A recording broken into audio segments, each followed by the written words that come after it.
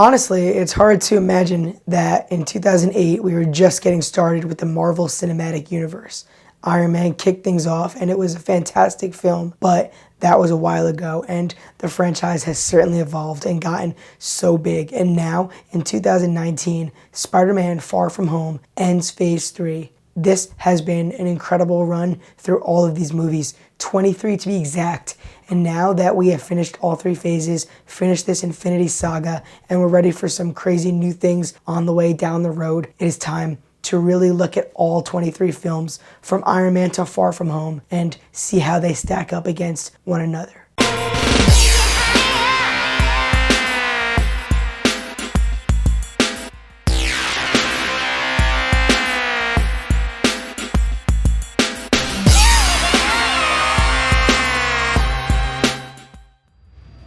Hey, what's going on YouTube? My name is Ryan Ramakrishnan. Welcome to the channel. If you're new around here, I love to talk about video games, movies, TV shows, things of that nature. And one of my favorite things, honestly in all of entertainment, is the Marvel Cinematic Universe. So I would like to give you guys my definitive ranking of all the films. I know that is a fun thing that people already did a couple months back. You know, in April when Endgame came out, I did not get a chance to really do this kind of video, but it works out well for me in my opinion because now that we have Spider-Man Far From Home in theaters, now that I saw it, I could say that I watched all of Phase 1, all of Phase 2, and all of Phase 3 over my time watching these films. So guys, I'm not going to really waste any more time. Here it is, in my personal opinion, the Marvel Cinematic Universe ranked from worst to best. Alright, so we're going to kick things off with Thor: The Dark World, a film that most people have on the bottom of their list, and rightfully so. While it's not completely awful, you know, it's not a train wreck, Chris Hemsworth and Tom Hiddleston are awesome in their performances. Of course, there are some pretty cool moments, like the ending fight with Malekith, but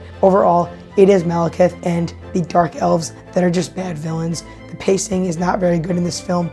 It really doesn't know exactly what it wants to be because it's going back and forth between that whole Shakespearean style of thing that we saw in the first Thor. Then it's trying to be funny like the MCU often does. Then it tries to be really dark. Overall, I really feel like there's a problem with the tone, and I don't think that it has that many memorable moments. It's kind of just a forgettable film that is just clearly not as good as pretty much everything else that came before and after it. And taking the 22nd place on this list, it is The Incredible Hulk, the only film that came from Universal Studios in this franchise of the MCU. It is certainly a standout and not necessarily in a good way. While it's not awful, I think that the action is pretty cool and there is a pretty interesting story within. I don't really think that there is anything too entertaining about this to make you want to watch it more than once or twice when you have all the other MCU films that are actually more fun. You know, it doesn't have that tone. It's not really funny. It just feels a little weird in comparison. And honestly, Edward Norton probably had some potential, but in the end, we got so much of Mark Ruffalo and I really came to love him as Hulk. So it just makes it all the worse knowing that Norton played him in only one film. It just doesn't really feel right in the MCU. And honestly, like I said, I don't think it's terrible. I think it's worth checking out if you never saw it. But yeah, it's really nothing too special, pretty much in comparison to the entirety of the franchise that it almost doesn't feel like it belongs in. Next up on our list, guys, we have the first Thor. It is certainly better than its sequel, though not nearly as good as the third entry in this little sub-series. But the first Thor movie is a good time, but it's also really just not nearly as good as everything else. And I think that is a little bit of the trend that we're going to have when you look at entries lower on my list, because Thor is not terrible. It's really funny in the way that we do the whole fish out of water story with him. We get our first glimpse, obviously, in our first portrayal of Chris Hemsworth being Thor, and you know what? It is awesome, and obviously the momentum just continued up until where we are now. He's a great actor, and I love him, and obviously Tom Hiddleston, same deal with him. The story itself is actually kind of good, where Thor is banished because, you know, he proved to be irresponsible and whatnot. I don't think that the villains, save for Loki, were really anything special. I mean, the Frost Giants in one ear, out the other, honestly. In many ways, it feels less exciting than some of the other movies that we got, even in Phase 1. And the one major thing that keeps Thor so low on this list is how much he improved, because it just shows you that this was a bad spot for him in comparison to the recent movies. And in at number 20 is Captain Marvel. It came out earlier this year, and after watching it, I realized that it is a pretty fun movie. But I said to myself, and I said to whoever I was with, I was like, you know what, Captain Marvel was good, but I feel like the bar was set incredibly high with most of the MCU, and as a result, Captain Marvel did not succeed to be that high level. There were so many great movies before it, and honestly, the last two after it were way better. Captain Marvel is full of some good stuff and some things that I don't care that much about. I thought that the storyline with Skrulls was kind of interesting and a nice little plot twist, if you will. I enjoyed that, but Brie Larson gave a pretty stiff performance and I didn't really enjoy her that much. I don't really like that she's so powerful, but like, she's not fun. I don't really like the character all that much. So overall, I'm kind of already forgetting what the film was like, and it literally just came out a few months ago, honestly. So that's why I put it so low on this list, despite the fact that it does have an interesting story. They just missed a few beats. But overall, you know what? It's a fun film, but I just don't like it as much as pretty much everything else, save for the few that I placed before it. Now, the next movie on this list hurts a little bit to put it low, and that is Iron Man 2. Here's why. Robert Downey Jr. as Tony Stark and Iron Man, that is my favorite character in the franchise. Honestly, I mean that in every way. So I hate to have to put his second film, which has a lot of fun stuff in there and good moments, so low. The truth is, it's all about pacing. You know, they don't really stick to one thing and roll with it and make a really compelling story. They have to do everything. They want to set up the Avengers. They want to have a problem with Tony and his father in the past. They want to have things with him and Pepper in the relationship. They want to have things with Tony and Rhodey. And then there's, of course, the villains. Whiplash is not a great villain, honestly. He's pretty forgettable, but I did like Justin Hammer. I thought that he was interesting, kind of charming, and I would like to have seen more of him, although I don't know that we ever will. I really enjoyed the fight between Iron Man and War Machine when they're at the party. I thought that was awesome. Great use of music and just great fighting. And yeah, actually fighting Whiplash at the ending when Tony and Rhodey teamed up, that was a good time. I like that a lot as well. Yeah, there are fun moments in Iron Man 2, and there is an interesting story about Tony Stark, as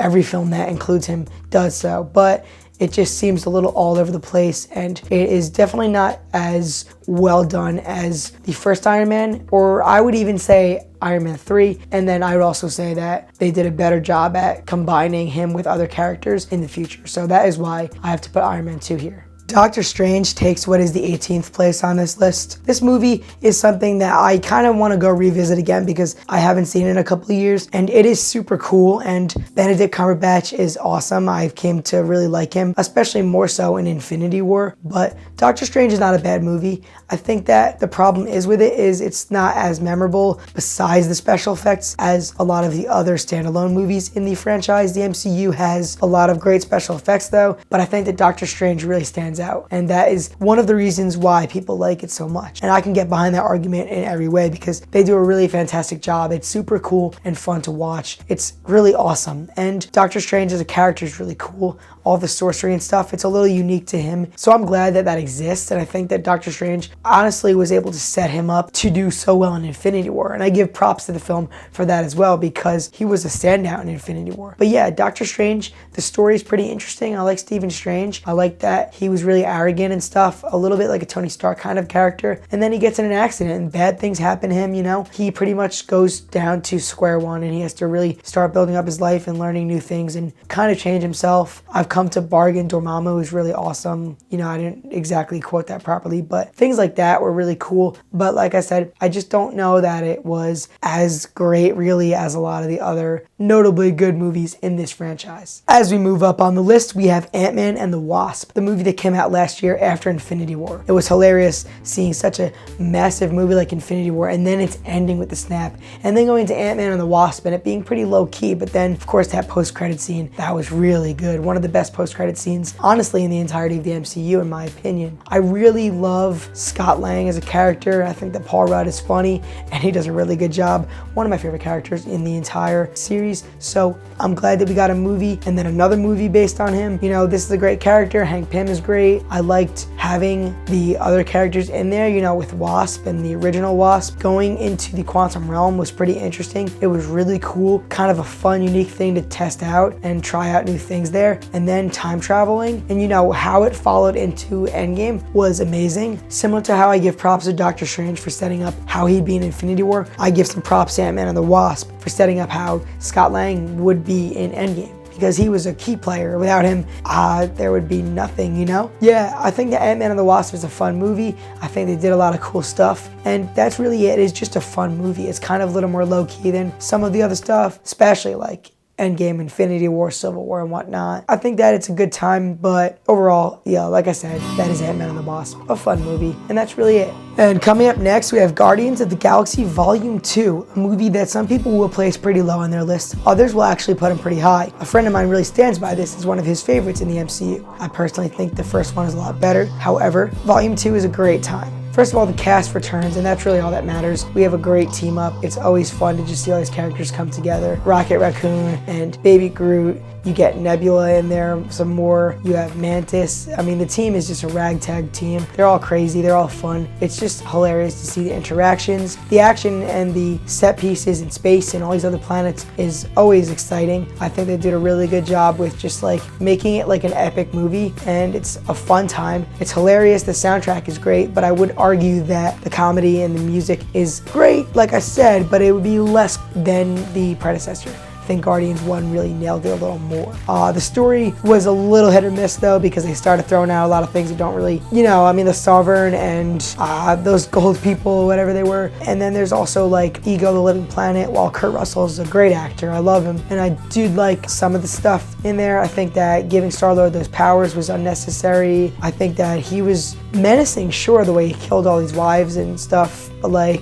I thought it was a little overboard, and I don't know if it was really that compelling of a villain as much as they tried. So it had a lot of flaws, but overall, I would argue that it's hard to not have a good time watching Guardians of the Galaxy Volume 2. And we are moving right along to Captain America: The First Avenger, a film that I, oddly enough, have memories of not enjoying that much. However, upon revisiting it over the last couple of years, I actually really like this movie. I think they do a lot of good stuff. First and foremost, Chris Evans, amazing as Captain America, and Steve Rogers, we all know that. And he was doing a really good job back then too, when he first started in his character's role. The story is super interesting, and it has a lot of heart, and it's a good time to follow, you know? It starts off as a war piece and a period piece and stuff, and then we follow this character going from weak, small, and scrawny, you know, but determined, more determined than all the big guys around him. They give him the super soldier serum and he becomes a hero, but then he's not given the chance to do anything. He doesn't like trying to sell bonds. He actually wants to fight, and then he becomes a hero, saving his friends and whatnot, taking on the Red Skull.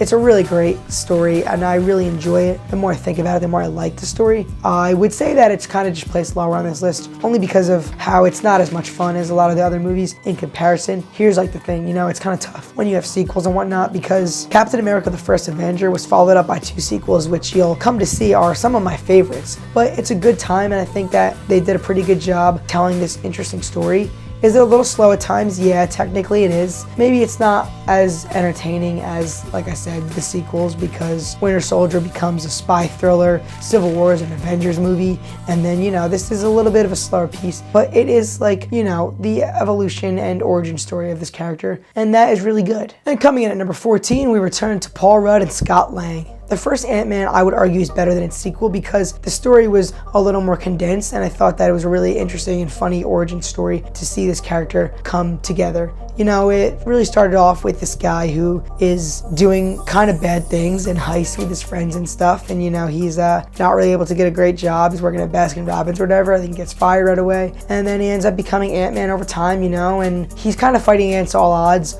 with his ex-wife and his daughter, and he's trying to be the best father he could be, and he's trying to be a hero. And I think that there's a lot of really heartfelt stuff. There are hilarious moments for sure all over, because Paul Rudd is a funny guy, and they did a really good job at letting him incorporate that. I think it's got a good story. It's nice and low-key. It's heartfelt. It's a fun time. There's a lot of cool stuff with the shrinking suit and whatnot. I thought that Michael Douglas was great, and I'm glad that we got to see him a couple more times from there. And yeah, I mean, it is just a really entertaining movie, but it's nice because it's a little more low-key. I know I've used that word a couple times talking about this and previously talking about Ant-Man and the Wasp, but it's just like a good time, and I don't think that we always need to have something too crazy, but it works. There's nothing boring about it, and I want to watch it again the more I talk about it. And as we move right along, we get to Black Panther. This movie really made a big splash in 2018 when it came out.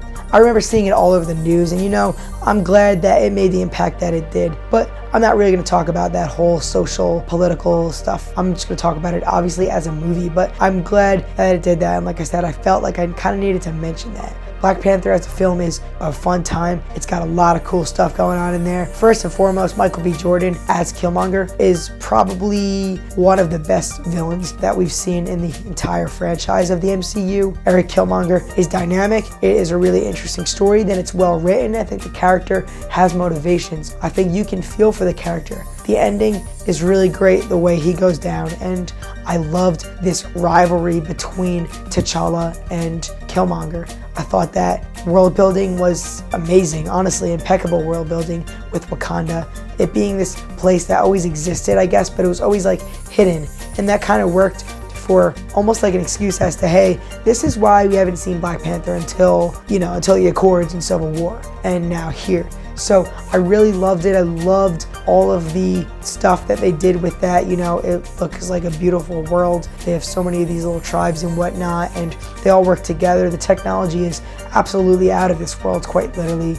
And it's a really cool movie with a really interesting, well-written story and a great villain that just makes things better, honestly, because a lot of the MCU movies have not great villains. So I'm glad that it made that impact. Now I just want to see some more cool stuff in Wakanda. The positive light that I'm going to be shedding on Iron Man 3 is possibly a little divisive because a lot of people see it as not a great movie. A lot of people will hate on it simply because of the Mandarin. You know what? I understand that. I'm not a comic book reader, but I totally get why that kind of threw people off and made them unhappy. I also at the same time quite liked it. I thought that Ben Kingsley, like the actor for the Mandarin, that's hilarious because it was actually really intimidating watching those videos on the screen where they would interrupt people's phones and TVs and be like, having him threaten them. It was staged so well, and I think that was cool. I like that existed, and I like that Tony Stark really thought he was gonna go after the Mandarin, but then it was just a drunk actor or whatever, and that's hilarious. Kingsley did a good job as that. Is Aldrich Killian a great villain? You know what? I don't think he's terrible. They did a pretty good job at kind of growing this character a little bit because of what they did when they had that little throwback where they showed him at the party and stuff. They showed him getting denied. I'm glad that they did that because it makes him a little more dynamic and a little more of a character that you can get behind, as opposed to just a villain being a villain simply just to be bad, you know what I mean? I didn't hate that, but some of the stuff I absolutely loved. I thought that the PTSD stuff was written very well. I actually really felt like it was believable, and I think they did a good job with it, and having that kid Harley alongside him made for some funny moments as well as some nice father-son type of moments. I thought it was really cool when Stark snuck into the mansion where the Mandarin was, being set up, and he did some makeshift stuff and had some cool weapons that he just made by himself. Pepper Potts getting a little time to shine at the ending was great, but even more so, the relationship that Pepper and Tony grew and then really made whole in this movie was very special. And all of the Iron Man suits coming together at the ending, that was kind of awesome. There's just so many of them, and then they're all fighting. It gets a little hectic and crazy, but it's a good time. So I really liked Iron Man 3. I remember seeing it and enjoying it, and upon rewatching it, I still would say that I really like it a lot more than most people, I think. And next up on my list, admittedly kind of high, is Avengers Age of Ultron. When this movie came out, it was, really epic in the lead up to it, and a lot of people were getting super hyped because it was more Avengers. And over the last couple of years, I feel like people were not so hot on this movie, and they started, putting it kind of low on their list when they'd rank the MCU. But Age of Ultron's a great time, and there's a few good reasons why. First of all, it's just more team dynamic. These characters are great. By then, they're getting pretty established, and Mark Ruffalo, Chris Hemsworth, Chris Evans, Robert Downey Jr., Jeremy Renner, and Scarlett Johansson. Those six coming together as their characters, they are all really good actors doing excellent jobs portraying these superheroes, and I think that there's a lot of great team dynamics. The party scene is one of my favorites. I really liked it a lot. I thought it was so much fun watching everyone try to lift the hammer. Of course, it's awesome, what happens in Endgame, right? It's a good time. Everyone's messing around. Stan Lee cameo is really funny in there. They're kind of talking about themselves and some of the stuff they've been through, and it's fun. It's kind of a nice time for them. And then, of course, Tony Stark and Bruce Banner are actually working on creating something to help the world because of all the chaos and hell that it has been going through since pretty much, I guess, before even the Avengers fought in the Battle of New York. They accidentally create Ultron, and Ultron walks out. It's a little creepy, and you know what, that villain actually is a little, I would say, eerie and menacing. He just continues to grow and spread his AI across so many other bots, and I like James Spader. I liked how he portrayed it, you know, in voice of Ultron. I think that it was a really, you know, another exciting Avengers movie. Final fight was pretty awesome. Sure, Quicksilver came and went relatively quick, and it's whatever. I don't really think of him that much. I don't think he did anything too special, but hey, we got two great characters in the form of Vision and Scarlet Witch. So that is really important, and they did some really good things with those characters in the future. So I'm glad that they introduced them in the way they did. I had a good time with this movie. And also one other scene I meant to mention that I really, really like is when they go to Hawkeye's house. You know, he brings them there and Clint shows them around, lets them chill out for a bit. His family's there, and it's like nice because they're trying to just like lay low, and it shows that superheroes could have a real family life. And that's what Clint likes, and I'm glad that, you know, by time Endgame, you know, all the stuff that happens, he could probably finally have that life. You know, this movie kind of led to a lot of the stuff, you know, all the devastation that Stark was seeing and whatnot. So I think that it was a really important build up to the future, and I think that overall it was just a good time